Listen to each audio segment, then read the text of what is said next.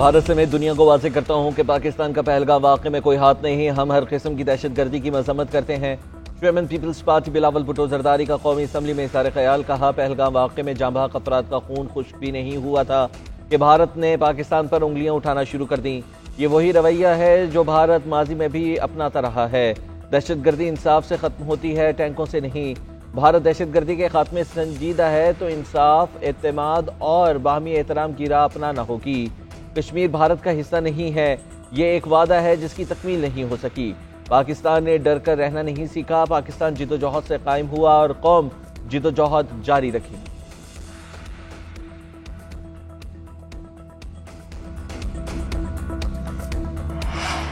गुजरात की खसाई की तमाम पॉलिसियां नाकाम हो गईं।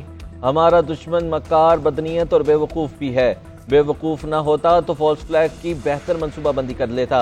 पुलिस 1 घंटे बाद पहुंची मगर मुकदमा 10 मिनट में दर्ज कर लिया गया।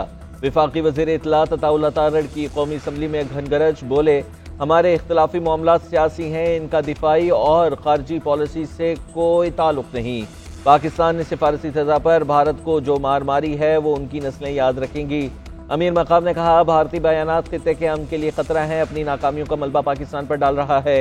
एक नहीं 100 मोदी आ जाए, शिकस्त भारत का मुकद्दर ही है। भारत LOC से 1 इंच भी आगे नहीं बढ़ सकता।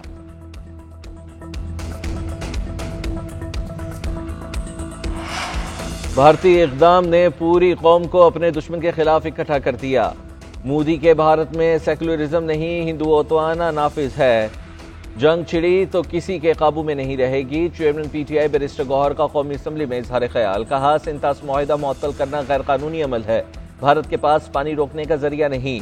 पाकिस्तान का एक कतरा पानी भी नहीं रुकेगा। असद कैसर ने कहा कि हम अपने वतन के दिफा से पीछे नहीं हटेंगे, इसके लिए हर कदम उठाएंगे।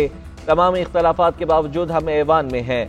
अच्छा होता वज़ीर आज़म, वज़ीर दिफा और दीगर वज़रा भी मौजूद होते। फारूक सत्तार बोले, मोदी की जहनीत पूरी दुनिया के लिए खतरा है। इसी जहनीत ने पाकिस्तान बनने की राह हमवार की थी। पहलगाम वाक़या भारत की इंटेलिजेंस नाकामी है।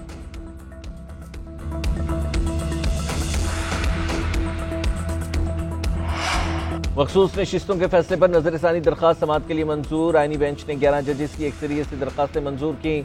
नून league, people's party, election commission की दरखास्तों पर फ़रीक़ैन को नोटिस जारी। जस्टिस आयशा मलिक और जस्टिस अकील अब्बासी का इख्तलाफी नोट। जस्टिस आयशा ने रिमार्क्स दिए कि मैं तीनों नजरसानी की दरखास्तों को नाकाबिल समाअत करार देकर खारिज करती हूँ। इस पर तफसीली वजूहात जारी करूँगी। जस्टिस अकील अब्बासी ने कहा कि मेरी भी यही राय है। जस्टिस जमाल मंदुखेल ने रिमार्क्स दिए कि मुझे इस केस में कोई दिलचस्पी नहीं है। आप सुप्रीम कोर्ट को किस तरफ लेकर जा रहे हैं? इलाके का मैंडेट जब कह रहा है कि फलां पार्टी में जाऊं तो उसे आप कैसे रोक सकते हैं?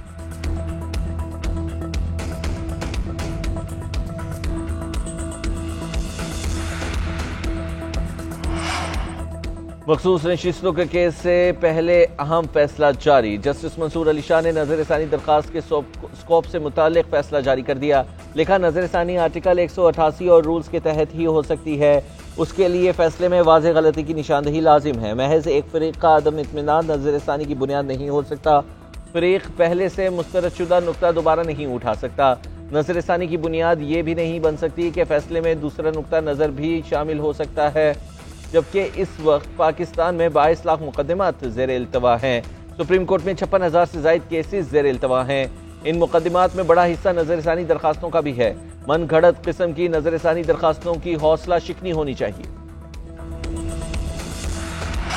भारतीय मीडिया का एक और झूठ बेनकाब। भारतीय वज़ीर खजाना ने सदर एशियाई तरक्की बैंक को पाकिस्तान मुखालिफ प्रोपेगेंडा के तौर पर इस्तेमाल किया।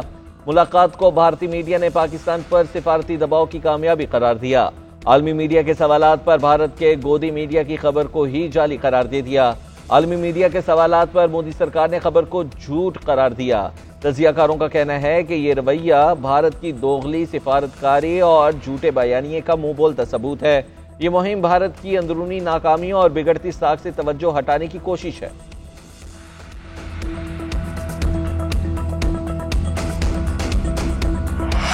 बानी PTI की 6, बुशरा बीबी की 1 दरखास्त जमानत। सेशन कोर्ट इस्लामाबाद ने समाअत मुलतवी कर दी।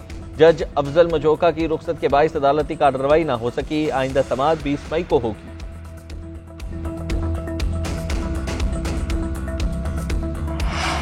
ATC इस्लामाबाद में जुडिशल कॉम्प्लेक्स हमला, एहतजाज और दीगर मुकदमात की समाअत। बानी PTI के जेल ट्रायल से मुतालिक वजारत से जवाब ना आ सका। मुल्जिमान पर फर्द जुर्म की कार्रवाई मौखिर। वकील सफाई ने मौक़िफ़ इख्तियार किया कि बानी PTI तीनों मुकदमात में नामजद हैं, उनके बगैर फर्द जुर्म आयद नहीं हो सकती। या मुकदमात का जेल ट्रायल हो या उन्हें पेश किया जाए। जज ताहिर अब्बास सिपरा ने शिबली फराज से इस्तफसार किया कि बाकी अदालतों में तो मुल्जिमान जुर्म कबूल कर रहे हैं या कोई ऐसा ख्याल है। शिबली फराज ने जवाब दिया, हमने जुर्म किया ही नहीं तो कबूल क्यों करें। अदालत ने मज़ीद समाअत 29 मई तक के लिए मुलतवी कर दी।